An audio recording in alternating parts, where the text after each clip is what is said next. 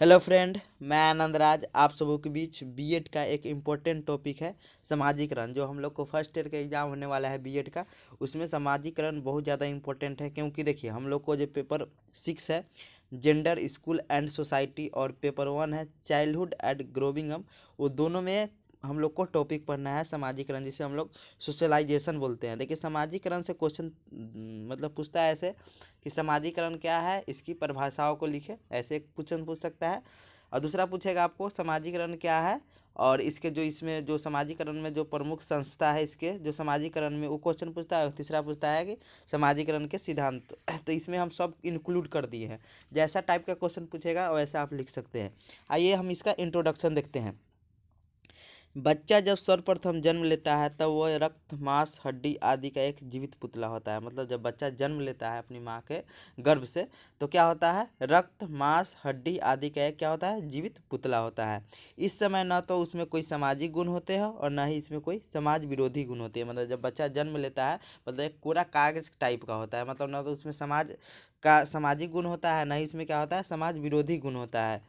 फिर समाज और संस्कृति के बीच पलते हुए वह बालक धीरे धीरे एक सामाजिक प्राणी में बदल जाता है। मतलब वो बच्चा जब क्या होता है, जब धीरे धीरे बड़ा होता है, तो क्या होता है, अपनी संस्कृति और अपने समाज में पलते हुए पालन पोषण होता है। तो बालक क्या होता है, धीरे धीरे क्या होता है, एक सामाजिक प्राणी में बदल जाता है। अर्थात उसमें सामाजिक गुण विकसित हो जाते हैं। मतलब बालक में क्या होते हैं, सामाजिक गुण विकसित हो जाते हैं। हम जानते हैं कि मनुष्य एक सामाजिक प्राणी है। हम जानते हैं कि मतलब जो अरस्तु है, जिसे हम लोग इंग्लिश में अरिस्टोटल बोलते हैं, वो क्या बोलते हैं कि मनुष्य क्या है, सामाजिक प्राणी है, मतलब सोशल एनिमल है। बिना समाज के किसी भी व्यक्ति के सर्वांगीण विकास की कल्पना नहीं की जा सकती है। मतलब बिना समाज के हम क्या कर सकते हैं कि कोई व्यक्ति की सर्वांगीण विकास की कल्पना नहीं कर सकते हैं। व्यक्ति समाजीकरण के माध्यम से ही अपने संस्कार, धर्म, संस्कृति, मानवीय मूल्यों, नैतिक इत्यादि को सीखता है। मतलब कोई भी व्यक्ति क्या होता है, जब बच्चा जन्म लेता है तो अपने समाज में जाता है, तो अपने समाज में जाता है, क्या होता है, अपने धर्म को, अपनी संस्कृति को, अपने क्या होता है, संस्कार को, अपने मानवीय मूल्यों को, नैतिकता आदि को क्या करता है, सीखता है। समाजीकरण के महत्वपूर्ण घटकों में परिवार, समाज एवं समुदाय की महत्वपूर्ण होती है। मतलब समाजीकरण को, कोई बच्चा में समाजीकरण की प्रक्रिया को लाने में किसका महत्वपूर्ण होता है, परिवार की, समाज की और समुदाय की महत्वपूर्ण भूमिका होती है।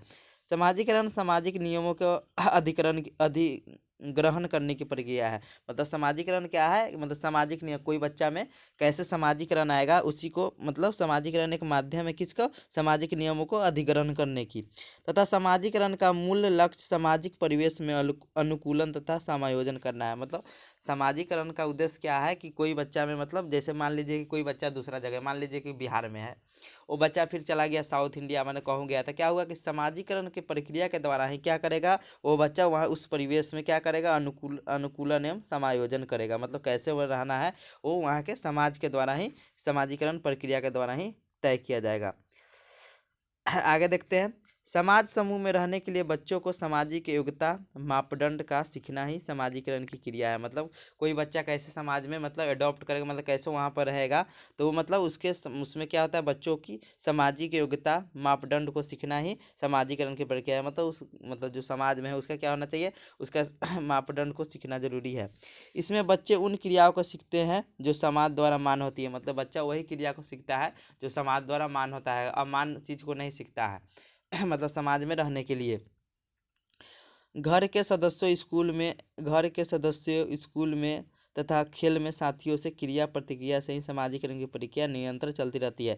मतलब बोल रहा है कि घर में सदस्यों के द्वारा, मतलब जो माता पिता होते हैं या जो चाचा चाची, जो दादा होते हैं उनसे, फिर स्कूल में जो दोस्त होते हैं, जब स्कूल में बच्चा जाता है तो वहाँ भी समाजीकरण की प्रक्रिया होती है। फिर खेल के साथियों, मतलब जब बच्चा कोई मतलब खेलने जाता है कोई खेल, तो उसमें भी समाजीकरण की प्रक्रिया होती है। तो वही बोला जा रहा है कि घर के सदस्यों स्कूल में तथा खेल में साथियों से क्रिया प्रतिक्रिया से ही समाजीकरण की प्रक्रिया निरंतर चलती रहती है, मतलब कंटिन्यूअस चलती रहती है। मेकाइवर तथा पेज ने लिखा है कि, मतलब मेकाइवर और पेज ने, मतलब एक मनोवैज्ञानिक है, क्या लिखते हैं कि मनुष्य में मानव जाति का विकास केवल तभी होता है जब वो एक समाज का सदस्य होता है। मतलब बोल रहा है कि मनुष्य में मानव मानव प्रकृति का, मतलब मानव नेचर का विकास तभी संभव है जब वो क्या हो, एक समाज का सदस्य होता है। अब देखते हैं समाजीकरण का अर्थ, मीनिंग ऑफ सोशलाइजेशन। समाजीकरण अंग्रेजी भाषा के सोशलाइजेशन शब्द का हिंदी रूपांतरण है। मतलब जो समाजीकरण है क्या है कि अंग्रेजी भाषा के सोशलाइजेशन शब्द का हिंदी रूपांतरण है। समाजीकरण का स्पष्ट अर्थ है कि कोई भी व्यक्ति को सामाजिक प्राणी के रूप में विकसित करने की प्रक्रिया को समाजीकरण कहते हैं। मतलब समाजीकरण सिंपल मतलब समझिए कि समाजीकरण वह प्रक्रिया है कि कोई मतलब व्यक्ति कैसे समाज में अडॉप्ट करेगा, वहाँ पे कैसे अनुकूलन करेगा, वही चीज़ क्या कहता है समाजीकरण। वही चीज़ को क्या करता है मतलब विकसित करता है, उस मतलब गुण को विकसित करता है, यही समाजीकरण का अर्थ होता है। मतलब वही बोल रहा है कि स्पष्ट अर्थ में है कि कोई भी व्यक्ति को सामाजिक प्राणी के रूप में विकसित करने की प्रक्रिया को क्या कहते हैं समाजीकरण कहते हैं। अर्थात समाजीकरण सीखने की ऐसी प्रक्रिया है जिसमें व्यक्ति किसी समूह या समाज की सामाजिक एवं सांस्कृतिक विशेषताओं को जानता है, समझता है और ग्रहण करता है। मतलब समाजीकरण की क्रिया के द्वारा ही कोई व्यक्ति क्या होता है कि किसी समूह या समाज की सामाजिक एवं सांस्कृतिक विशेषता को जानता है, समझता है और ग्रहण करता है। आइए देखते हैं आप समाजीकरण की परिभाषा, डिफिनीशन ऑफ सोशलाइजेशन। विभिन्न मनोवैज्ञानिक एवं समाजशास्त्रियों ने अपने तर्क एवं चिंतन के आधार पर समाजीकरण की निम्न परिभाषा दी है। देखिए पहला परिभाषा दिए हुए हैं जॉनसन के अनुसार। जॉनसन एक बहुत बड़े मनोवैज्ञानिक को क्या बोलते हैं, समाजीकरण वह सामाजिक अधिगम है जो सीखने वाले को समाज में रहने योग्य बनाता है। मतलब बोल रहा है कि समाजीकरण वह सामाजिक अधिगम है, तो सामाजिक अधिगम मतलब समाज को मतलब सामाजिक अधिगम है जो सीखने वाले को समाज में रहने योग्य बनाता है। मतलब समाजीकरण के माध्यम से ही वो कैसे समाज में रहेगा वही चीज़ को योग्य बनाता है। मतलब एक सीखने का माध्यम है कि सामाजिक सीखने का माध्यम है कौन, समाजीकरण, जॉनसन साहब बोलते हैं। अधिगम को हम लोग सीखना भी बोलते हैं, लर्निंग। दूसरा डिफिनेशन देखते हैं न्यू मेयर के अनुसार, व्यक्ति को सामाजिक प्राणी के रूप में विकसित होने की प्रक्रिया को समाजीकरण करते हैं। मतलब जिस प्रक्रिया के द्वारा मतलब व्यक्ति सामाजिक प्राणी बन जाता है उसी प्रक्रिया को क्या बोलते हैं समाजीकरण। तो वही बोल रहा है कौन, न्यू मेयर, कि व्यक्ति को सामाजिक प्राणी के रूप में विकसित करने वाली प्रक्रिया को क्या बोलते हैं समाजीकरण कहते हैं। तीसरा डिफिनेशन देखते हैं फिशर के अनुसार, समाजीकरण वह प्रक्रिया है जिसके द्वारा व्यक्ति सामाजिक व्यवहारों को स्वीकार करता है। मतलब इनका भी डिफिनेशन मतलब रिलेटेड है, मतलब एक दूसरे के रिलेटेड डिफिनेशन रहता है कि समाजीकरण वह प्रक्रिया मतलब समाजीकरण वह प्रोसेस है जिसके द्वारा क्या होता है व्यक्ति सामाजिक व्यवहारों को मतलब सोशलाइजेशन जो बिहेव होता है उसको क्या करता है स्वीकार करता है। अब देखते हैं चौथा डिफिनेशन प्रोफेसर ग्रीन के अनुसार, समाजीकरण वह प्रक्रिया है जिसके द्वारा बच्चा सामाजिक विशेषताओं को अपने व्यक्तित्व में अपनाता है। मतलब समाजीकरण वह प्रक्रिया है जिसके द्वारा बच्चा क्या करता है अपने सामाजिक विशेषताओं को अपने व्यक्तित्व में अपनाता है। पांचवा डिफिनेशन देखते हैं रॉस के अनुसार, समाजीकरण एक ऐसी प्रक्रिया है जिसके द्वारा किसी किसी को सहयोग करने में हम की भावना का विकास होता है। मतलब मतलब रॉस साहब बोल रहे हैं कि समाजीकरण एक ऐसी प्रक्रिया है जिसके द्वारा किसी भी मतलब किसी को सहयोग करने में मतलब हम की मतलब कोई व्यक्ति बीमार रहता है तो बोलते हैं ना हम इसके लिए तैयार हैं, हम इस चीज़ को हम देखेंगे। वही बोल रहा है कि हम की भावना का विकास होता है किसके द्वारा, समाजीकरण के द्वारा। अब देखते हैं समाजीकरण की विशेषताएं। मानव का व्यक्तित्व जन्म से ही निर्धारित नहीं होता है। मतलब हम जानते हैं कि मानव का व्यक्तित्व क्या बनेगा ये जन्म से निर्धारित नहीं होता है, क्योंकि मानव जब शिशु में जन्म लेता है तो वो एक कोरे कागज के समान होता है। मतलब जब मानव जन्म लेता है तो वो एक कोरे कागज के समान रहता है। मानव उसको जैसा वातावरण में रखिएगा बच्चा वैसा बनेगा। देखिए एक जेबी वाटसन एक मनोवैज्ञानिक है, वो कहते हैं कि हमको 10 बच्चा को दीजिए, आप उसको बोलिएगा तो हम उसको इंजीनियर भी बना देंगे, उसको आप बोलिएगा तो हम उसको चोर भी बना देंगे। मतलब कहना चाहते हैं कि हम इसको जिस वातावरण में रखेंगे बच्चा वैसा ही बनेगा। तो वही बोल रहा है, यहाँ बोला जा रहा है कि मानव जब शिशु में जन्म लेता है तब वह क्या होता है कोरे कागज के समान होता है। इस नवजात शिशु के पास न तो भाषा होती है, न ही उसमें विचार शक्ति होती है, न ही कोई नियम तथा संस्कृति होता है।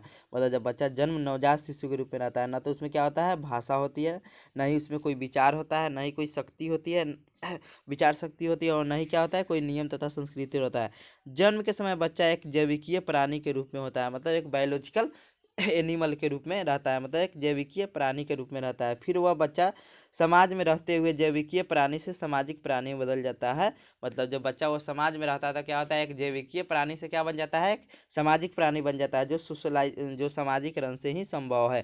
मतलब बच्चा क्या होता है कि समाज में रहते हुए क्या होता है एक जैविकीय प्राणी से किस प्राणी में बदलता है, सामाजिक प्राणी बदलता है, जो किससे संभव है, समाजीकरण से ही संभव है। जो आपसे क्वेश्चन पूछ सकता है कि जैविकीय प्राणी से सामाजिक प्राणी में किस प्रक्रिया के द्वारा बनता है, तो समाजीकरण की प्रक्रिया के द्वारा। अतः समाजीकरण की निम्नलिखित विशेषताएं हैं।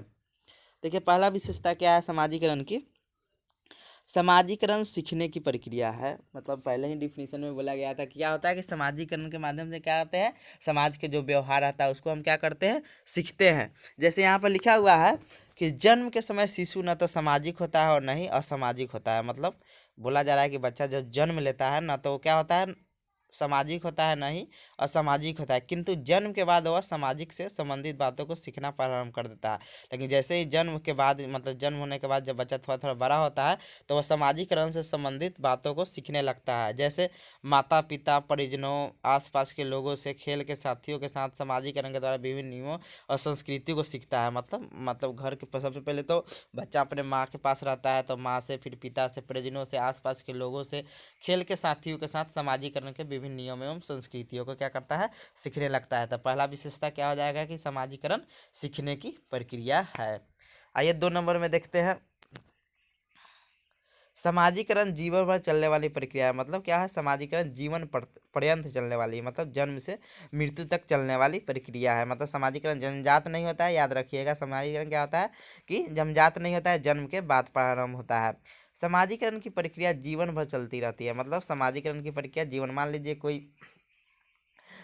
कोई मतलब बिहार में रह रहा है, मतलब 50-60 साल बिहार में रहा, फिर मान लीजिए उसके बेटा उठा का जॉब लग गया तो वो चला गया, मतलब दिल्ली या कोई भी जगह पर चला गया। तो फिर वहाँ गया तो उस आदमी को क्या होगा, जो 50-60 साल का हो गया है, वो जो उसके पापा है, उसको क्या करना है कि नया जगह पर जाएगा तो वहाँ भी उसको सामाजिकरण के द्वारा वहाँ पर अनुकूलन करना पड़ेगा उस समाज में। तो वही यहाँ बोला जा रहा है कि सामाजिकरण प्रक्रिया क्या होती है, जीवन भर चलती है।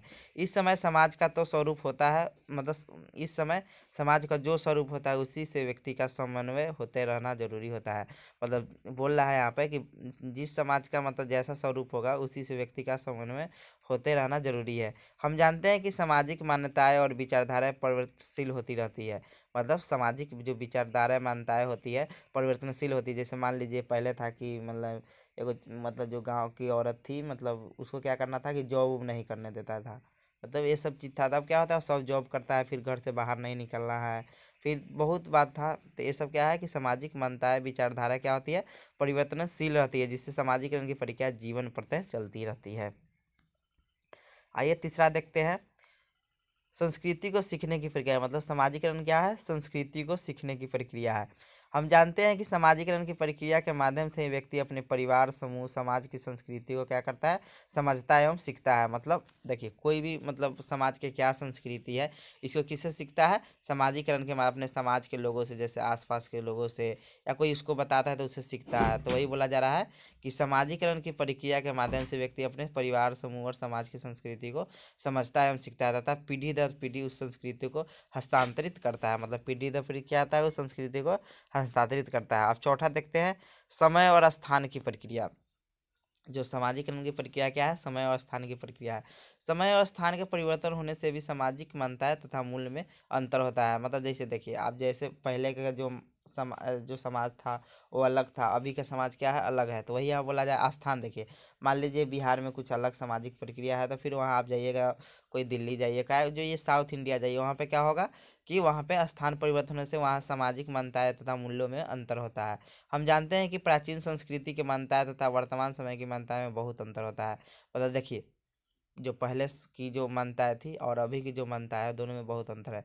जैसे पहले लड़कियों को पढ़ना, नौकरी करना प्रतिबंध था, लेकिन वर्तमान समय में सबसे प्रतिबंध नहीं है। मतलब इस सब पर क्या है, प्रतिबंध नहीं है। मतलब देखिए पहले जो था लड़कियों को पढ़ना, नौकरी करना प्रतिबंध था, लेकिन वर्तमान समय में ये सब प्रतिबंध नहीं है। अब देखते हैं व्यक्ति का व्यक्तित्व का विकास। मतलब सामाजिकरण से क्या होता है, व्यक्ति का व्यक्तित्व का विकास होता है। समाजीकरण के द्वारा ही व्यक्ति में व्यक्तित्व का विकास होता है। जब कोई भी व्यक्ति समाज में कोई कार्य करता है तो उसका समाज में एक अलग पहचान बनता है, यानी उसका एक अलग व्यक्तित्व का विकास होता है।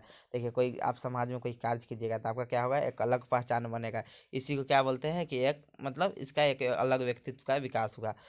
छठा देखते हैं, संस्कृति का हस्तांतरण। मतलब समाजीकरण के द्वारा ही क्या होता है, संस्कृति का क्या होता है, हस्तांतरण होता है। हम जानते हैं कि समाजीकरण की प्रक्रिया के द्वारा ही व्यक्ति अपनी संस्कृति, मूल्यों, आदर्शों को एक पीढ़ी से दूसरे पीढ़ी में क्या करता है, हस्तांतरित करता है।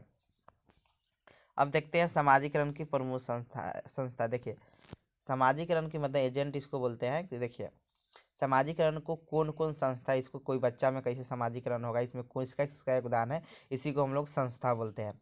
हम जानते हैं कि समाजीकरण एक जटिल प्रक्रिया है, मतलब समाजीकरण करना एक बहुत जटिल प्रक्रिया है। इसमें विभिन्न संस्थाओं की भूमिका होती है, मतलब इसमें क्या होता है, विभिन्न संस्थाओं की भूमिका होती है। देखिए पहला इसमें है, जो पहला इसका संस्था है, मतलब समाजीकरण की मतलब कौन कौन योगदान देता है, तो सबसे ज़्यादा योगदान परिवार देता है, इसलिए हम परिवार को पहले देखते हैं। परिवार जिसे हम लोग फैमिली भी बोलते हैं। समाजीकरण करने वाली संस्था के रूप में परिवार प्रथम या प्राथमिक संस्था के रूप में जाना जाता है। आपसे एकदम क्वेश्चन पूछा जाएगा कि समाजीकरण करने के रूप में कौन सी संस्था प्राथमिक या प्रथम संस्था के रूप में जाना जाता है, तो कौन होगा, परिवार होगा। क्योंकि देखिए जब बच्चा जन्म लेता है तो सबसे पहले कहाँ, परिवार में ही रहता है, अपने माता पिता के पास ही रहता है। इसीलिए क्या होता है, सबसे पहले उन्हीं से समाजीकरण का गुण सीखता है। एक कहावत प्रसिद्ध है, माँ के दुलार एवं पिता के संस्कार में रहते हुए बच्चा जो भी कुछ सीखता है वो उसकी अस्थायी पूंजी होती है। मतलब एक कहावत बहुत ज़्यादा प्रसिद्ध है कि माँ के दुलार एवं पिता के संरक्षण में रहते हुए बच्चा जो कुछ भी सीखता है उसकी अस्थायी पूंजी होती है।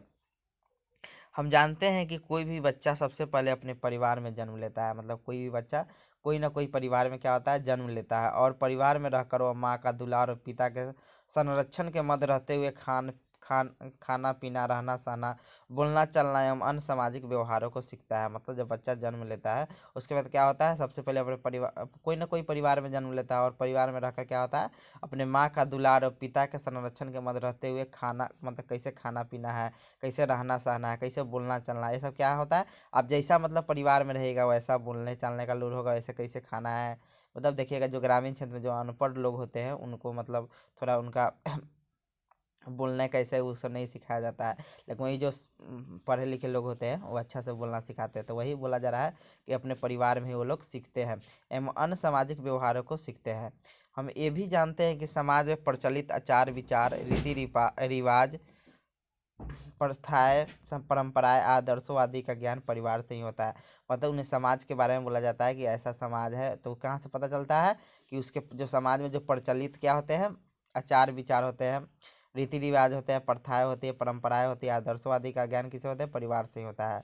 वह वही करता है जो उसके माता पिता एवं परिवार के अन्य सदस्यों को कहते हैं। मतलब वो बच्चा जो मतलब बच्चा को बताया जाएगा वो इसी का अनुकरण करते हैं। मतलब बोला जाएगा ये चीज़ गलत है तो मानेंगे गलत, वो चीज़ बोला जाएगा गलत सही है तो वो चीज़ सही मानेंगे। इसीलिए परिवार समाजीकरण की एक मुख्य संस्था है। मतलब परिवार क्या है, समाजीकरण की एक प्रमुख संस्था है। देखिए एक यंग का कथन भी है, मतलब एक यंग मनोवैज्ञानिक उनका कथन है, of the various agent of socialisation with society the family in the most important.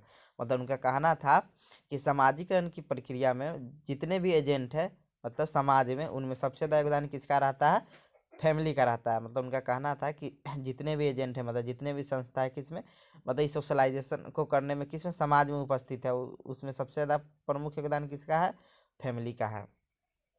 अब देखते हैं आस पड़ोस, जिसे नेबरहुड बोलते हैं हम लोग। मतलब परिवार के बाद क्या है, कौन संस्था है, नेबरहुड है, आस पड़ोस। आस पड़ोस को भी हम महत्वपूर्ण योगदान होता है, मतलब समाजीकरण करने में आस पड़ोस का भी महत्वपूर्ण योगदान होता है।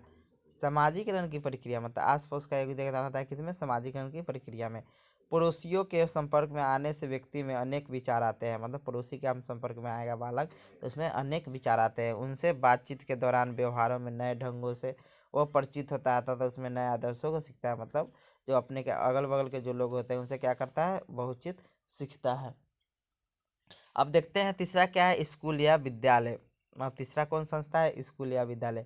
बच्चा के समाजीकरण में शिक्षण संस्थाएं अर्थात स्कूल कॉलेज आदि का समाजीकरण में महत्वपूर्ण भूमिका निभाती है। देखिए मान लीजिए कोई बच्चा स्कूल में प्रथम बार गया तो क्या होता है, अपने से दोस्ती बढ़ाता है, फिर धीरे धीरे क्या होता है मतलब धीरे धीरे दोस्ती बढ़ाते हुए फिर यही सब होते रहता है। तो ये सब क्या है कि समाजीकरण में महत्वपूर्ण भूमिका निभाते हैं। इन्हीं संस्थाओं में बच्चे की मानसिक क्षमताओं तथा सामाजिक क्षमताओं का विकास होता है। मतलब इन्हीं संस्थाओं में बच्चों में क्या होती है, सामाजिक क्षमता तथा मानसिक क्षमताओं तथा सामाजिक क्षमताओं का विकास होता है। वह अज्ञान से ज्ञान की ओर तथा अंधकार से प्रकाश की ओर इसी संस्था के माध्यम से बच्चों में समाजीकरण होता है। मतलब बच्चा जब स्कूल में जाता है तो क्या होता है, पहले वह अज्ञानी रहता है, तो अज्ञान से ज्ञान की ओर तथा अंधकार से प्रकाश की ओर इन्हीं संस्थाओं के माध्यम से बच्चों में समाजीकरण होता है।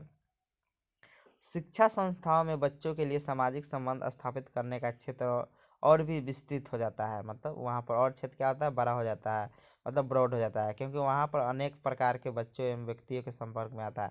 देखिए भिन्न भिन्न प्रकार के व्यक्तियों के आता है। देखिए मान लीजिए कोई बच्चा मुजफ्फरपुर पढ़ने गया, ठीक है, तो वहाँ पर देखिएगा बहुत जिला के मतलब बच्चा पढ़ने आता है, तो विभिन्न क्या होगा कि विभिन्न समाज के परंपरा को जानेगा। तो वही बोला है कि शिक्षा संस्थाओं में बच्चों के लिए सामाजिक संबंध स्थापित करने का क्षेत्र और भी विस्तृत मतलब ब्रॉड हो जाता है, क्योंकि वहाँ पर वह अनेक प्रकार के बच्चों एवं व्यक्तियों के संपर्क में आता है और उनसे बहुत कुछ सीखता है।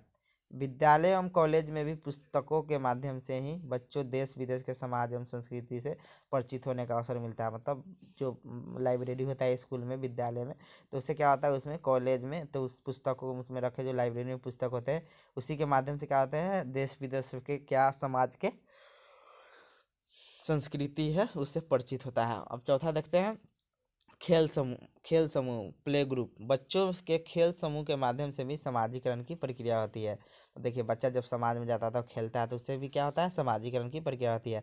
यह खेल समूह बच्चों के समाजीकरण में अत्यंत प्रभावशाली स्थान होता है। मतलब यह खेल समूह बच्चों के समाजीकरण के लिए अत्यंत प्रभावशाली स्थान होता है।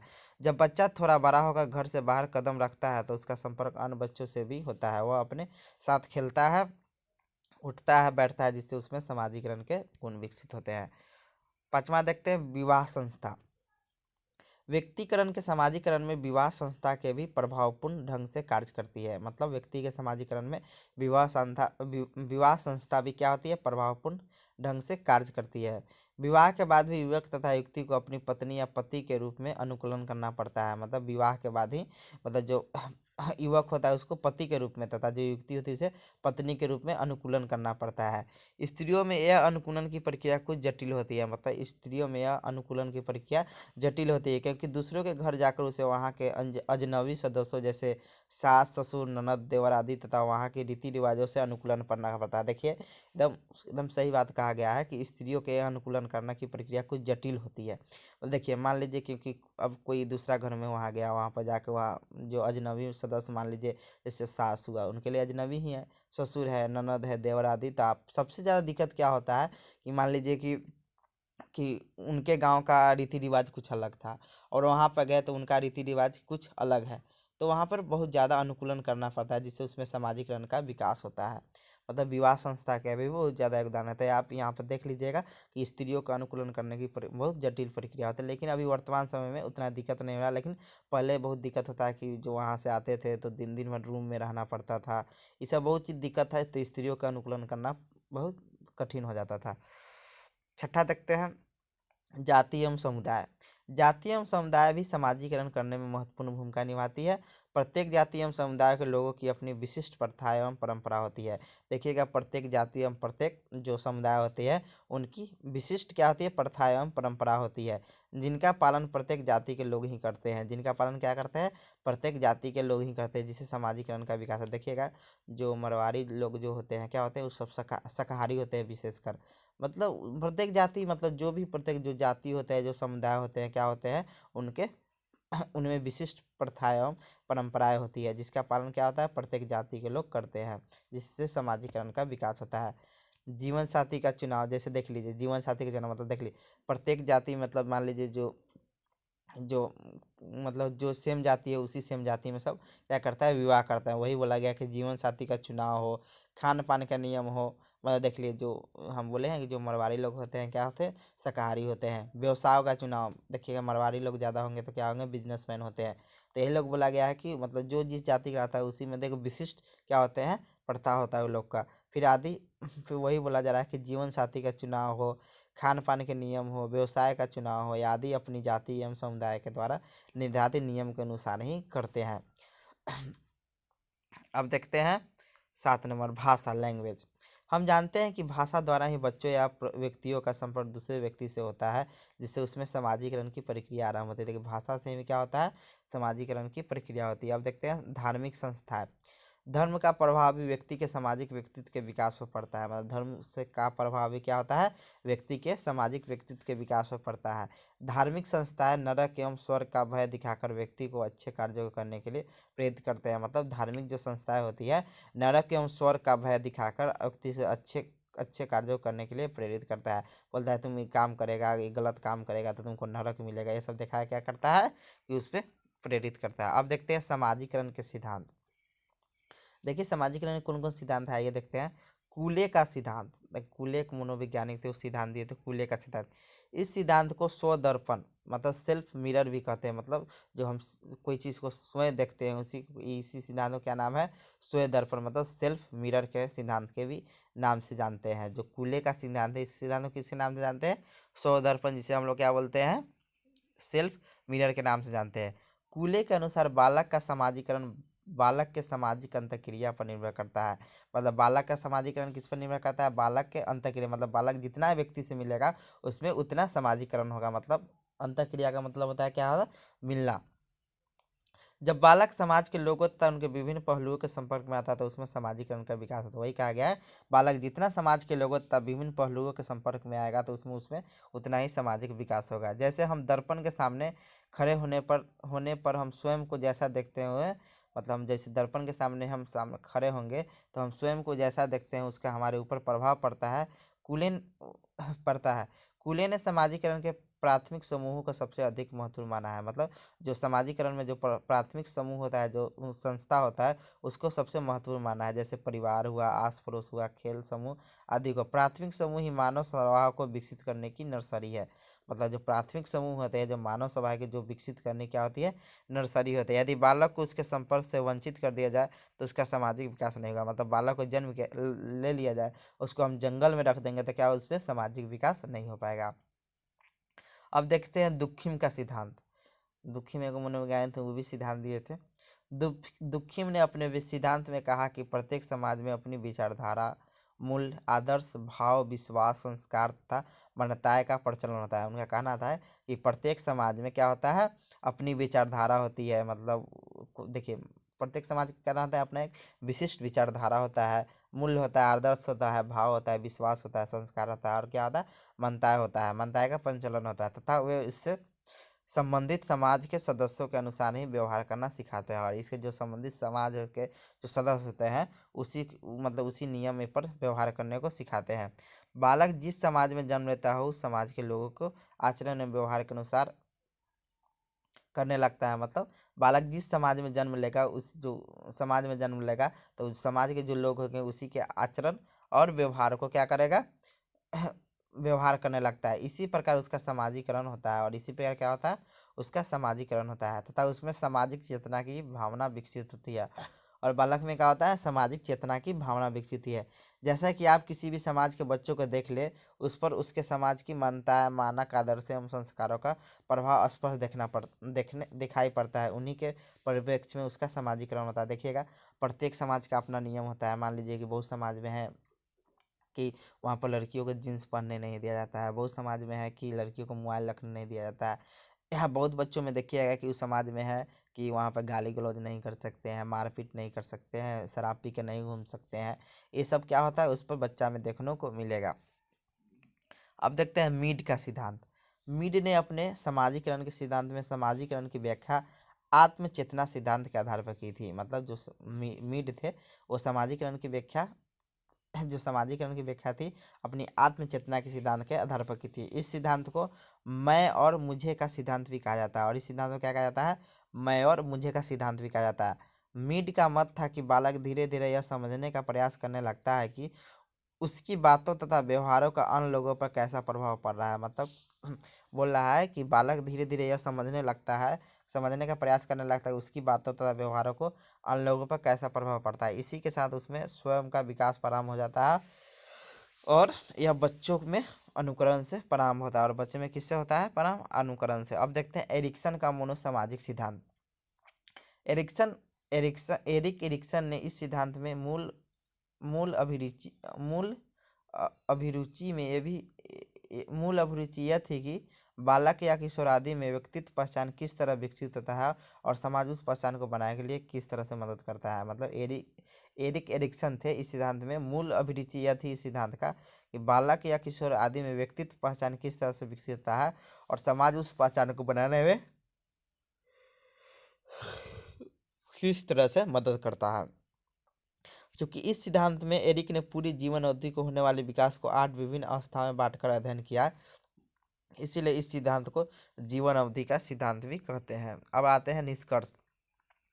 उपयुक्त विवेचना से यह स्पष्ट होता है कि व्यक्ति के समाजीकरण में समाज की अनेक संस्थाओं का योगदान होता है। मतलब व्यक्ति में समाजीकरण में समाज के अनेक संस्थाओं का योगदान होता है, जैसे परिवार होता है, खेलकूद होता है, स्कूल होता है, आस पड़ोस होता है, आदि और भी चीज़ है, तो उन सब का योगदान होता है। और वास्तविकता तो यह है कि समाज के संपर्क में आने से ही व्यक्ति छोटी छोटी बातों से लेकर बड़ी बड़ी बातों सीखता है।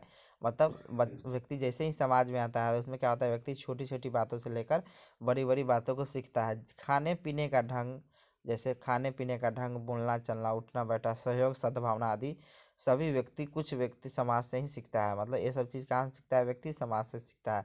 अगर व्यक्ति समाज का सदस्य न हो तो मनुष्य कहलाने योग्य भी नहीं हो जाएगा। मतलब व्यक्ति समाज का सदस्य न होता होगा, किसके समान होगा, पशु के, मतलब जंगली जानवर के समान होगा। Thank you.